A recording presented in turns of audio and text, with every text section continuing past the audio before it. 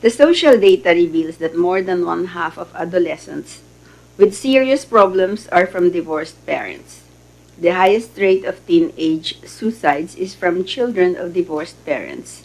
High dropouts and underperformance in school also come from the same children. Extreme poverty is common among divorced mothers who end up as single parents.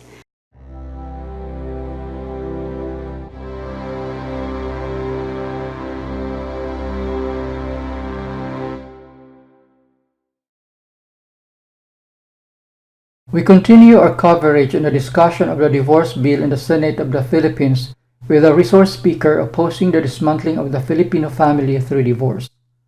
Watch Ms. Penny Tatad and listen to her position.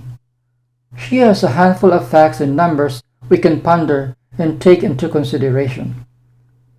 I'm stating the position of the CBCP. So before the Senate today are divorce bills which the authors apparently consider to be of utmost value to the nation, particularly to the present generation and future generations of Filipinos.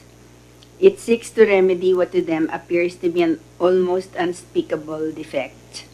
The fact that the Philippines remains the only country in the world without a divorce law, and insists on upholding the sanctity and indissolubility of marriage.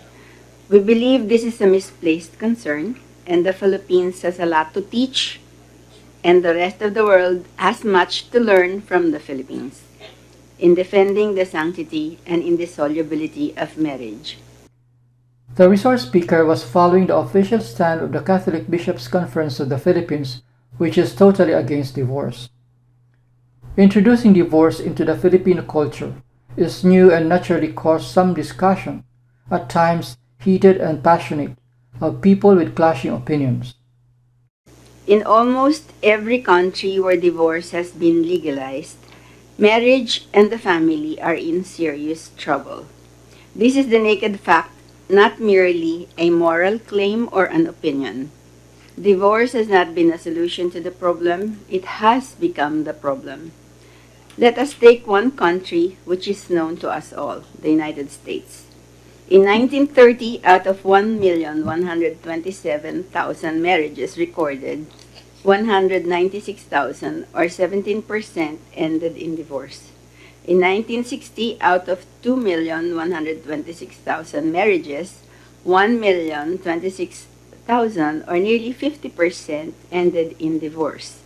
And in 1990, a report says 3 out of every 5 marriages ended in divorce.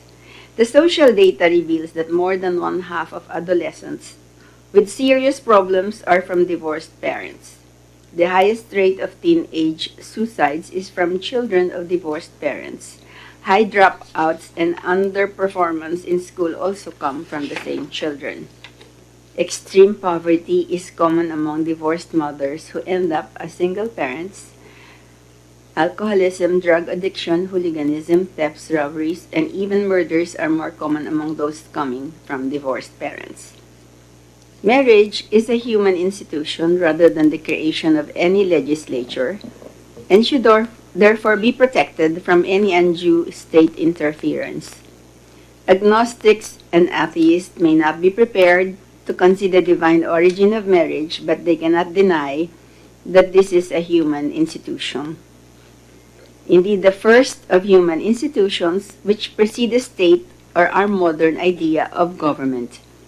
It is on the bedrock of marriage that the family, which is the basic cell of society, is founded.